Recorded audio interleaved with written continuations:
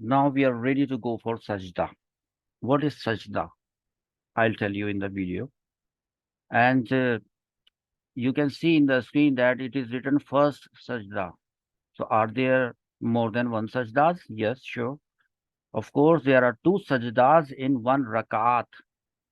And what is one rakat? One rakah. That is started from the Takbir Tahrima, Allahu Akbar, up to the second sajda. And what you did, we started from Takbir Tahrima and then you recited Quran in Qiyam, and after Qiyam you went to Ruku position and then Qawma position, and then after that, this is the coming position, that is Sajda. In English, you say prostration, and prostration is first. I forgot to write here first. Well, I'm supposed to write here first here. So this step of namaz that is called sajda is first. Okay. Uh, while you okay, you were in the last time you were in the position of comma, you were standing up straight for comma, and now you are going down to the ground for sajda. So say Allahu Akbar while prostrating, and saying Allahu Akbar is sunnah. And for sajda on the ground, how to do it? Okay, now first place both knees. How to go to the ground for sajda? What you're supposed to do is you're supposed to do this. Place both knees. Then number one knees, then both hands, and then in the last face. Okay, knees. Put your knees on the ground, and then both of your hands, and then face. This sequence is sunnah. Okay, and then keeping the face between both palms in sajda, because you when you put both of your hands, that means you are putting your palms on ground. Okay, so where to place your face is the space between your both palms in sajda, keeping the face between both. This is sunnah. Okay, and then what about the nose? Because this is very important part. This is wajib. Keeping your nose also on the ground with the forehead in sajda. When you put your face, that means in fact you are going to put your forehead, not the face, your forehead on the ground. But what about the nose? Keeping your nose also on the ground with the forehead in the sajda is wajib. Okay, all right. This is about the sajda of women. I'm talking about women clinging down to the ground in prostration. Yes, I hope you understand what about mean by clinging down to the ground. Yeah, you just you became very close to the ground. In sajda, keep your stomach or belly, whatever you say, close to your thighs, your elbows close to your armpits, and your wrists on the ground. This is about women, not for men. This is the sajda of ladies. Okay. Now you think about this, that your parda is very important in everywhere, in every part of the depart of life, every department of life. Your parda, hiding yourself, hiding the part of your body. Allah has given you this step in a way that you can hide as much as possible, that you keep your belly close to your thighs, and then your what about your hands, your elbows close to your armpits. Yeah, stick up with your armpits, and your wrists. What about your hands, your palms? Just behind your palm, your wrists should be on the ground. Okay. Before we move ahead, let me explain this in Urdu as well. Comma के बाद हमने करना है सजदा, और ये जो सजदा हम करने जा रहे हैं, इट्स सेल्फ सजदा जो है वो फर्ज है, ये यहाँ पर मैंने लिखा है। ठीक है। सजदे में जाते हुए अल्लाह अकबर कहना ये सुन्नत है। सजदे के लिए जमीन पर सीक्वेंस क्या होगी कि पहले क्या रखें, फिर क्या रखें, फिर क्या रखें। तो जमीन पर सबसे पहले दोनों घुटनों को रखें, फिर दोनों हाथों को रखें, अपनी हथेलियों को, दोनों हाथों की हथेलियों को रखें, फिर अपने चेहरे को रखें। चेहरे का मतलब होता है पेशानी और नाक। ठीक है, ये सुन्नत है। अच्छा, चेहरे को कहाँ रखना है? सजदे की हालत में चेहरे को दोनों हथेलियों के दरमियान रखना, ये सुन्नत है। अच्छा, सजदे में जब फेस, मैंने कहा था ना नाक और पेशानी, सजदे में पेशानी के साथ नाक भी जमीन पर रखना, ये क्या है? ये सुन्नत नहीं है, ये वाजिब है। अगर किसी ने ऐसे सजदा किया कि उसकी फोरहेड, पेशानी तो लगी हुई थी जमीन पर, लेकिन उसकी नाक नहीं लगी हुई थी, नाक नहीं लगाई, नाक की हड्डी नहीं लगाई जमीन पर, तो उसका वाजिब छूट गया। वाजिब छूट गया जिसका मतलब है कि अब वो सजदा साहब करे। सजदा साहब नहीं किया, टोटल नमाज जाया हो गई, इनवैलिड हो गई, इनकम्प्लीट रह गई। लिहाजा अगर जो लोग जमीन पे नाक नहीं लगाते सजदा करते वक्त, उनको ये बात आज सीख लेनी चाहिए। औरतों के लिए इंपॉर्टेंट तरीन बात यह है कि सजदे में पस्त होना। पस्त का मतलब क्या होता है? खूब नीचे हो जाना, जमीन से खूब चिमट जाना। जी, अपने आप को खूब समेट लेना। मैं देख रहा हूं आजकल कुछ लोग बार बार सही बुखारी की एक हदीस लोगों को दिखाते हैं, पोस्ट बनाते हैं, सोशल मीडिया पे डालते हैं, और उसमें वो उन्होंने इस तरह की एक पोस्ट बनाई है, बहुत अफसोस हुआ उसको देखकर, कि जिसमें एक औरत है, वो सजदा करते हुए उन्होंने इसी अंदाज में दिखाई है जो अंदाज मैंने यहाँ से लेकर यहाँ तक आपको बताया है। खूब सिमट कर उसकी जो उसकी सजदे में उसके अपने पेट को अपनी रानों से उसने मिलाया हुआ है, अपनी कोहनियों को बगलों से मिलाकर रखना है, उसने अपनी कोहनियों को अपनी बगलों से मिलाया हुआ है, और अपनी कलाइयों को जमीन पर बिछाया हुआ है। कितना हर चीज छुप गई, देखें, हर चीज औरत की उसके अंदर छुप गई, उसका पेट छुप गया, उसकी रानें छुप गई, और उसकी जो इवन के जो उसके जो ब्रेस्ट हैं वो भी उसके अंदर सब दब के छुप के सब कुछ एकदम सिमट गया, एक इस तरह से हुआ। ये औरत को इस्लाम ने मकाम दिया है। जी, ये औरत के जो इस्लाम ने वकार और मकाम दिया है उसके पीछे इनफैक्ट पर्दा तो है, पर्दा ही तो है। तो इस्लाम ने औरत के हर इबादत में, इबादत के तरीके में पर्दे को बहुत इंपॉर्टेंट दी है। ये लोग एक पोस्ट बनाते हैं, उस पोस्ट के अंदर वो इसी तरह से अंदाज में खूब सिमट कर, अदब से, एहतराम से अपने आप को खूब समेट कर, जमीन से बिल्कुल पस्त होकर, चिपक कर, और जमीन से बिल्कुल सिमट कर जाकर, लपेट कर, समेट कर करती है सजदा। और उसके ऊपर वो तस्वीर उसकी दिखाते हैं कि एक औरत इस तरह से सजदा की हुई है, और उसके ऊपर रेड कलर का क्रॉस लगाते हैं उस पोस्ट के ऊपर, पोस्टर के ऊपर, और वहां पर लिखते हैं एक हदीस मुबारका सही बुखारी शरीफ की, जिसके अंदर लिखा होता है, और वो हदीस है, वाकई वो हदीस सही बुखारी शरीफ में मौजूद है। लेकिन उस, अच्छा, और उस हदीस में क्या है, मैं आपको वैसे ही बता देता हूँ। आप इधर उधर भटकते फिरते हैं, इधर से उधर बहस ना करें, मेरी बात सुने। मैं आपको बता रहा हूँ कि मैं आपको वो हदीस यहीं अभी बता देता हूँ ऊपर सोशल मीडिया के ऊपर। हुजूर अकरम सल्लल्लाहु ताला अलैहि वसल्लम ने किसी को सजदा करते हुए देखा। अब ये जो किसी को देखा ना, किसी, इस किसी को जहन में रखिएगा, वर्ड किसी, ही सा समवन, इस समवन को ध्यान में रखिएगा। ही सॉ समवन डूइंग सजदा, रसूलुल्लाह सल्लल्लाहु अलैहि वसल्लम ने किसी को सजदा करते हुए देखा, तो वो इस तरह से सजदा कर रहा था जिस तरह से ये तरीका स्क्रीन पे आपके पास नजर आ रहा है। हुजूर अकरम सल्लल्लाहु ताला अलैहि वसल्लम ने उसको डांटा और फरमाया कि कुत्ते की तरह, डॉग की तरह सजदा ना करो, सजदे में जमीन पर इस तरह से ना बैठो जैसे कुत्ता जमीन पर बैठता है।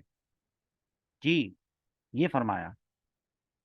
तो देखिए, कोई गौर करे अगर कि कुत्ता वैसे जमीन पर कैसे बैठता है, तो उसको पता चलेगा कि कुत्ता जमीन पर जब बैठता है और वो उसका जो पेट होता है वो जमीन से लगा हुआ होता है, और उसकी जो दोनों आगे की जो टांगे होती हैं, दरअसल वो भी तो हाथ होते हैं ना उसके, उसको हाथ रखें, कुत्ते की 4 टांगे होती हैं तो आगे की जो 2 टांगे वो हाथ होते हैं, वो किस तरह से बैठता है, इमेजिन करें कि वो अपने दोनों हाथों को अपनी कोहनियों समेत जमीन से टच करके रखता है अपनी रिस्ट को, इस तरह से कोई सजदा कर रहा था।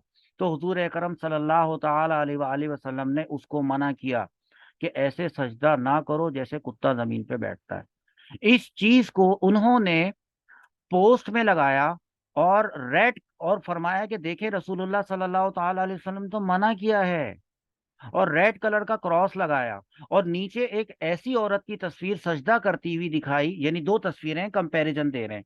ऊपर एक तस्वीर है जिसमें एक औरत खूब सिमट कर, जो ये तरीका स्क्रीन पे नजर आ रहा है इस अंदाज में सजदा की हुई है, और उस पे लगाया हुआ रेड कलर का क्रॉस। ठीक है, और उसके बाद नीचे एक ऐसी औरत को दिखाया है कि जो मर्दों की तरह कूले ऊपर उठाकर बेहयाई से और अपने दोनों बाजुओं को खोलकर अपनी दोनों दोनों कोहनियों को बजाय इसके कि वो बगलों से मिलाती, और अपनी दोनों हाथों को बजाय इसके कि वो जमीन से रखती, उसने खूब खोल कर कि उसके जो वो जो ब्रेस्ट हैं वो भी नजर आ रहे हैं, साइड पोज उनका, बेहयाई। और और इसको वहां पर ग्रीन कलर का बड़ा सा टिक लगाया, और बताया कि दरअसल सजदा करने का तो ये तरीका होता है। जी नहीं, ये जो मैंने आपको बताया ना कि जो, और ऊपर से हदीस भी लगाई, ऐसे अगर कोई हदीसें पढ़ पढ़ कर है तो वो सीखना शुरू कर दे, तो इसका मतलब है कि उसको उसूल हदीस ही पता नहीं है।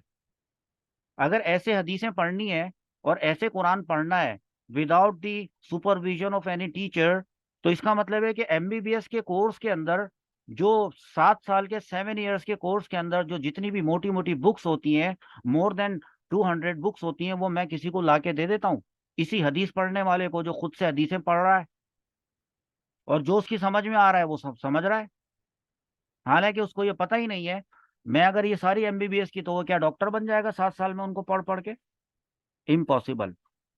कुरान और हदीस को भी पढ़ने के लिए टीचर चाहिए। जी, ऐसी कोई किताब नहीं है ये हदीसों की कि कोई भी जाके खरीद ले और स्टोरी बुक की तरह से पढ़ना शुरू कर दे।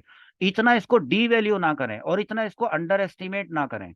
पढ़ने से मना नहीं कर रहा है कोई आपको, हाँ मना नहीं कर रहा, पढ़ें, लेकिन गलत मतलब तो ना लेना। एक जगह लिखा हुआ है कि prophet peace be upon him सल्लल्लाहु अलैहि वसल्लम ही सॉ समवन डूइंग सजदा like that, like a dog sits, he, उन्होंने मना किया। तो भाई एनी समवन, उन्होंने किसी को सजदा करते हुए देखा, तो वो किसी कौन था? आदमी था वो,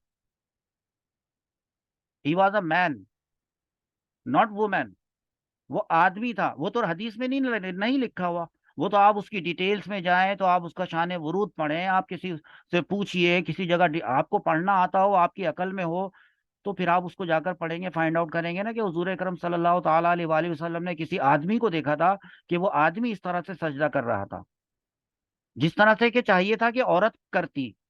जी, उसको मना किया था कि डॉग की तरह से जमीन पे ना। वो उस पोस्ट को देखकर और इस तरह के अदीम कदीम लोगों को और साहिल समंदर को सुन सुन के लोग परेशान हुए, और इतनी लाखों औरतों ने इस तरह से सजदा करना शुरू कर दिया, इस तरह से नमाज पढ़नी शुरू कर दी। मैं तो हैरान हुआ हूँ कि वो मर्दों की तरह से पढ़ रहे हैं नमाज, औरतें मर्दों की तरह से खुल खुल के। मैं अब अभी इस रिकॉर्डिंग में वो चीज मैं नहीं कह सकता। मैं आपको बता सकता हूँ कि औरत जब मर्द की तरह से उठ के सजदा करती है तो उसके बॉडी के कौन कौन से हिडन प्राइवेट पार्ट्स होते हैं, उनकी क्या पोजीशन होती है, तो शर्म और हया आनी चाहिए ऐसे लोगों को जो ऐसा करते हैं। और पीछे ही पड़ गए, पीछे पड़ गए। वो औरतें जो है वो दूसरों को कॉल करके और समझा रही हैं, इतने सॉफ्ट तरीके से समझा रही हैं कि नहीं, ऐसे सजदा हमारे नबी, प्यारे नबी सल्लल्लाहु अलैहि वसल्लम ने मना किया है, बल्कि तुम ऐसे उठ के अरे आपने इस्लाम के मिजाज को समझा ही नहीं है। आपने वो एक हदीस उसको टारगेट बनाया, उन लोगों को दिखाया जिन्होंने जिंदगी में कभी हदीस ही नहीं देखी थी, और आप उनको सही बुखारी का पूरा रेफरेंस दिखा रहे हैं वहां पर। तो भाई आप उनको 10 12 13 11 वो हदीसें और कौल अकवाल और रिवायत भी तो बताइए। जिसमें हुजूर अकरम सल्लल्लाहु ताला अलैहि वसल्लम ने क्लियर और स्ट्रेट फॉरवर्ड औरतों को ये हुक्म दिया। क्या हुक्म दिया? ये जो सामने आपको स्क्रीन पे लिखा नजर आ रहा है, जी जी, ये सब अहादीस से लेके पेश किया जा रहा है आपको। ये जितनी भी बातें यहाँ पर लिखी हुई हैं, we can provide you references, we have got the references, true references. सजदे में, सजदे के लिए जमीन पर पहले दोनों घुटनों फिर दोनों हाथों पर चेहरा रखना, सजदे की हालत में चेहरे को दोनों हथेलियों के दरमियान रखना, ये एक्सट्रैक्टेड फ्रॉम हदीस। सजदे में पेशानी के साथ नाक भी जमीन पर रखना वाजिब है। मैं थोड़ी कह रहा हूँ, हम थोड़ी कह रहे हैं। ये सारी चीजें जितनी भी आपको ये आसानी करके पेश की गई, सारी हदीस से ली गई हैं। ये हदीसें तो वो नहीं बताते। हुजूर अकरम सल्लल्लाहु ताला अलैहि वसल्लम ने औरत को हुक्म दिया कि जब तुम सजदे में जाया करो तो खूब अच्छी तरह अपने आप को लपेट के, समेट के, सिमट के जमीन से चिपक जाया करो। जी, सजदे में अपने पेट को अपनी रानों से मिलाकर रखा करो, ये हदीस है। अपनी कोहनियों को बगलों से मिलाकर रखा करो, इस्लाम चाहता ही यही है।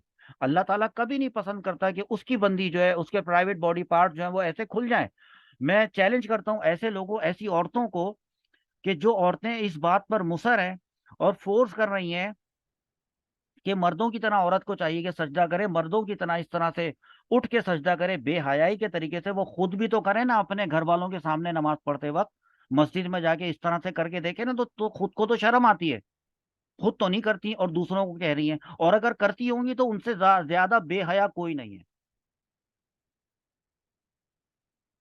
और सुन्नत के खिलाफ जाना है ऐसा। एनीवे, इसको, इन तमाम बातों को ना अच्छी तरीके से, जिसको अगर रेफरेंसेस चाहिए वो मुझे बताएं, तो मैं उनको ये रेफरेंसेस सारे भेजूंगा। जी, ऑनलाइन क्लास के अंदर पॉसिबल नहीं। जी, आप यूट्यूब पे कमेंट्स कीजिएगा, मैं वहीं दूंगा आपको सारे। मेरे फेसबुक के चैनल पे और यूट्यूब पे जगह जगह मैंने इसी पूरी प्रॉपर रेफरेंसेस के साथ जो है ना एक पोस्ट बना के डाली हुई है, जिसके अंदर तफसील से इस बात को लिखा हुआ है कि रसूलुल्लाह सल्लल्लाहु ताला अलैहि वसल्लम कंप्लीट सनद के साथ, इस्नाद के साथ, चैनल के साथ, सही हदीसों की बुक के पेजेस के रेफरेंस नंबर के साथ, हदीस नंबर के साथ वहां पे प्रोवाइडेड है।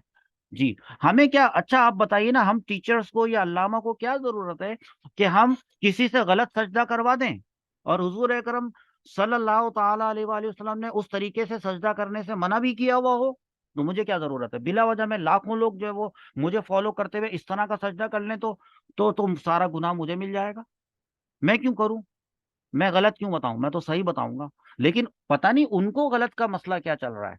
उनको क्या प्रॉब्लम हो गई है कि वो एक औरत को खिलाफे हदीस, वो हदीस जिसमें हुजूर सल्लल्लाहु ताला अलैहि वसल्लम औरत से नहीं, एक मर्द से मुखातिब है, मर्द को कह रहे हैं कि ऐसा वाला सजदा ना करो करो, वो वाला वो चश्मा कर देते हैं, उनको टारगेट बना के कहते नहीं, औरतों से भी कहा है। एक औरत कहती है कि हुजूर अकरम सल्लल्लाहु ताला अलैहि वसल्लम खुद तो मर्द थे, तो उन्होंने मर्दों वाली नमाज पढ़ी थी, तो मर्दों वाली नमाज पढ़ के वही सिखाई थी, तो एक ही है बस नमाज का तरीका। अफसोस की बात है। ना करें बेटा, ना करें, मुसलमान होने का फायदा क्या हुआ फिर? ना करें ऐसा। हुजूर अकरम सल्लल्लाहु ताला अलैहि वसल्लम की जो हदीस होती है बेटा, हदीस तीन किस्मों की होती है। एक कौल होता है, एक फेल होता है, एक तकरीर होता है। यानी हदीस जो होती है हुजूर सल्लल्लाहु ताला अलैहि वसल्लम की स्टेटमेंट को भी कहते हैं, हुजूर सल्लल्लाहु ताला अलैहि वसल्लम के एक्ट, ACT एक्ट, उसको भी कहते हैं, और हुजूर सल्लल्लाहु ताला अलैहि वसल्लम के तकरीर को कहते हैं। तकरीर को मैं इंग्लिश में ट्रांसलेट नहीं कर रहा, तीनों तीनों टर्म्स को जल्दी जल्दी से समझ लें। हुजूर सल्लल्लाहु ताला अलैहि वसल्लम ने जो फरमाया, सुन्नत है, हदीस है, खबर है। हुजूर सल्लल्लाहु ताला अलैहि वसल्लम ने जो परफॉर्म करके दिखाया, वो भी। और कोई काम हुजूर सल्लल्लाहु ताला अलैहि वसल्लम के सामने किसी और ने किया, आप सल्लल्लाहु अलैहि वसल्लम ने उसको देखा, और देखकर आप सल्लल्लाहु अलैहि वसल्लम खामोश रहे, तो इसका मतलब है कि गोया कि आपने उसकी परमिशन दे दी। ये भी सुन्नत है। ठीक है। तो हुजूर सल्लल्लाहु ताला अलैहि वसल्लम ने तो बहुत सारे मसाइल बताए हैं, सुन्नतें हैं, हैज और निफास के और औरतों के बहुत सारे बताए हैं। तो हुजूर अकरम सल्लल्लाहु ताला अलैहि वसल्लम ने जब बता दिया, वो चीज सुन्नत बन गई। ये लिखा हुआ है ना, देखें बेटा, सजदे में अपने पेट को अपनी रानों से मिलाकर रखना, अपने कोहनियों को बगलों से मिलाकर रखना और अपनी कलाइयों को जमीन पर रखना सुन्नत है जी। तो सुन्नत है तो हुजूर सल्लल्लाहु ताला अलैहि वसल्लम की सुन्नत का ये मतलब थोड़ी है कि हुजूर सल्लल्लाहु ताला अलैहि वसल्लम ने ऐसा खुद भी किया होगा। सिर्फ करने वाले काम तो सुन्नत नहीं होते, आप सल्लल्लाहु ताला अलैहि वसल्लम का कौल, उनका फरमाना, उनका स्टेटमेंट, उनका ऑर्डर, ये भी सुन्नत होता है बेटा। तो इस तरह से कंफ्यूज ना हो और ये ना कहें कि उलमा ने और कंफ्यूज करके रखा हुआ है। आप खुद अपने आप को कंफ्यूज कर रहे हैं। आप खुद ही कंफ्यूज होना छोड़ दें। ठीक है, आ जाए इल्म दीन की तरफ। मैं आपको बताता हूँ रेफरेंसेस के साथ। मैं आपको, अगर आपको शौक है, या तो आप ना सीधे सीधे इंसान के बच्चे बन जाएं कि आपको जो चीज प्रेजेंट कर दी जाए आप उसको ले लें। उम्र के इस हिस्से में, जिस भी हिस्से में आप हैं, बहुत वक्त गुजर चुका है। ज्यादा टाइम बर्बाद करने के लिए जिंदगी में अब वह वक्त बाकी नहीं है जी। अब वक्त है तो सिर्फ सीख कर अमल करने का। अभी तो सीखने को बहुत कुछ पड़ा है। अभी तो हम पहला सजदा कर रहे थे यहाँ पे जी, सजदे पे आके रुके हैं अभी। अभी तो लाइफ में बहुत कुछ सीखना है इस्लामिक स्टडीज के हवाले से। तो लिहाजा सीखें, सीख कर उस पर अमल करें। हमें कोई शौक नहीं कि हम किसी का सजदा खराब करवा दें और अगेंस्ट दी सुन्ना करवा दें और उसका सारा गुनाह हमें मिल जाए। क्यों, हम क्यों करेंगे ऐसा? अल्लाह ताला से दुआ है कि अल्लाह ताला इन बातों को समझने की, खुले दिल से कबूल करने की तौफीक अता फरमाए। आज की क्लास में हमने ये सजदा करना, औरत का सजदा करना, ये सीखा। और आज की क्लास के अंदर हमने ये बताया कि औरत को चाहिए, हाँ, इसके अंदर जो तस्बीह है वो भी समझ लें। इसके अंदर एक दो पॉइंट और भी रह गए, वो समझ लें कि औरत जब सजदे में चली जाती है ना, मेरी बच्चियों, मेरी बेटियों, औरत जब सजदे में जाती है तो पीछे उसके जो दोनों पाँव होते हैं वो मर्दों की तरह खड़े नहीं होते। औरत का सजदा मर्द के सजदे से टोटली डिफरेंट है। आप देखें यहाँ पे पॉइंट क्या लिखा है, मैं बताना भूल गया, चलें। दोनों पांव सीधी तरफ निकाल लें, दोनों पांव राइट साइड पे निकाल लें। हाँ, अब ये हो ही पोजीशन बनी है अब जाके सजदे की जी। अब पढ़ना है भाई। सजदे में क्या पढ़ते हैं? सजदे की तस्बीह पढ़ते हैं, सुब्हान रब्बियल आला, यहाँ लिखा है। इसको 3 मरतबा पढ़ते हैं, ये है सुन्नत। सुब्हान रब्बियल आला, सुब्हान रब्बियल आला, ऐसे पढ़ते हैं। ठीक है, हाँ। फिर वही वाली बात, वो जो तादील वाली बात थी ना, जो हम बात नहीं कर रहे थे कि इत्मीनान से ठहर के किसी रुकून को करना होता है, वो वाली बात, यानी सजदे में भी इत्मीनान से ठहरना ये वाजिब है जी। अच्छा, अब हो गया। अब सजदे से उठेंगे, क्योंकि सुबहान रब्बियल आला जब पढ़ लिया, सजदे से उठेंगे। जो सजदे से उठने के बाद जिस पोजीशन में बैठेंगे, देखें, अभी जो सजदे में आए थे ना, सजदे में आने से पहले खड़े हुए थे, कौमा में खड़े हुए थे, कौमा से आए थे डायरेक्ट सजदे में जमीन पे। अब इस सजदे के बाद दूसरा सजदा करना है, तो जाहिर सी बात है एक सजदा कंप्लीट होगा तो दूसरा करेंगे ना। तो क्या दूसरे सजदे के लिए क्या करना है? दूसरे सजदे में जाने से पहले ये सजदा कंप्लीट करना है, तो इसको कंप्लीट करने के लिए उठकर वापस बैठना होगा। बैठेंगे, खड़े नहीं होंगे, बैठेंगे। उस बैठने को कहते हैं जलसा, जो कि हमारा नेक्स्ट स्टेप होगा नेक्स्ट क्लास में। लेकिन जब आप सजदे में इत्मीनान से ठहरने के बाद 3 मरतबा सुबहान रब्बियल आला पढ़ने के बाद जब आप बैठेंगे ना, तो आपने एक काम करना होगा, और वो ये होगा कि अल्लाह अकबर कहते हुए उठेंगे। सजदे से उठते वक्त अल्लाह अकबर कहना, ये कहना आपका सुन्नत है। अच्छा, जब हम सजदे में गए थे, देखें, सजदे में जब औरत गई थी तो वो एक सीक्वेंस में गई थी सजदा के लिए। जमीन पर पहले दोनों घुटनों को रखा था, फिर दोनों हाथों को रखा था, फिर चेहरा रखा था, यानी फोर हेड्स, पेशानी। अब वो सजदे से उठ रही है, तो उठते हुए इसका रिवर्स ऑर्डर करना होगा, ये सुन्नत है। आखिर में क्या रखा था? चेहरा। तो पहले चेहरा उठाएगी, यानी पहले नाक, फिर पेशानी, ऐसे, फिर दोनों हाथों को उठाएगी। अब क्योंकि वो सजदे से उठ रही है, फिर आखिर में, अभी तो चूंकि वो वापस बैठने जा रही है ना, तो दोनों दोनों को, घुटनों को नहीं उठा रही, क्योंकि घुटने तो जमीन पे ही टच रहेंगे। देखिए, मैंने इस पॉइंट को यहाँ पे वाजे किया है, ये वाला पॉइंट देखें। सजदे से उठने के लिए इसका बरअक्स करना, बरअक्स कहते हैं कि उलट करना, यानी पहले चेहरा, फिर दोनों हाथों का उठाना, ये सुन्नत है। अच्छा, जिन लोगों को ये बात इंग्लिश में समझनी है वो देख लें कि हमने आपको यहाँ पर ये वाली जो बात बताई थी, in such the keep your stomach means your belly close to your thighs, your elbows close to your armpits, and your wrists on the ground. You have to make sure you do it. Just follow the instructions. Now bring out both feet to your right side. Okay. The next point, you're in sajda. Now you have to read something. And what's that? Reciting tasbih of sajda. Now reading tasbih of what is that? Subhana Rabbiyal A'la. Subhana Rabbiyal A'la. 3 times. Okay. Saying this 3 times is sunnah. And again, making sure the ta'dil, that is saying, staying contented in sajda, this is wajib. Yes. Don't be very quick. Don't be in hurry in sajda. And then, now the sajda is complete. Say Allahu Akbar while rising from sajda. This is sunnah, saying Allahu Akbar. Now reversing, in reverse order. Reversing it to get up from sajda, that is raising the face first and then both hands. I hope you understand the method of sajda, and you understand the steps of sajda, what was wajib, what was first itself. Sajda was first, and the other items that we did in sajda, some of them were sunnahs and some of them were wajibs. In the next class, now we are going to do jalsa, and that is sitting between two sajdas is called jalsa. Sitting between two prostrations is called jalsa. So next lesson will be started from the point number 13, jalsa.